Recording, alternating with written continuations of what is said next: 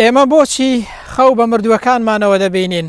خاڵی یەکەم، ئێمە بۆیە مردووەکانمان لە خەودا دەبین و مردووەکانمان دێنە خەونمان چاویان لە دوعایەکی خێری ئێمە و چاویان لە سەدەقەیەکە کە ئێمە بۆیان بکەین، چونکە دڵنیا بە ئەوەی کە سوود بە مردوو دەگەێنێت دوعای خێر و سەدەقە و خێرێکە کە ئێمە بۆیان ئەنجام بدەین، ئەوان توانای هیچ شتێکیان نەماوە سوود لەو دوعا خێرە و لەو خێر و خێراتە دەبینن کە ئێمە بۆیان دەکەین.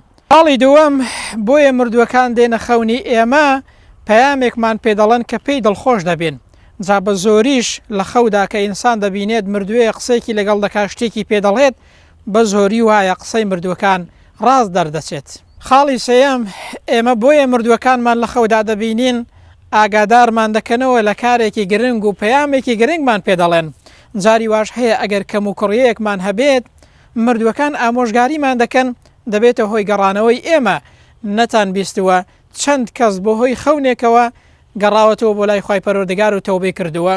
کەواتە خەوبینین بە مردووەکانەوە چاکەیەکە لەلایەن خوای پەروەردگارەوە لەگەڵمان دەکرێت بۆ ئەوەی ئێمەیان دڵخۆش بین یاخود بە خۆماندا بینەوە بگەڕێنەوە بۆ لای خوای پەروەردگار.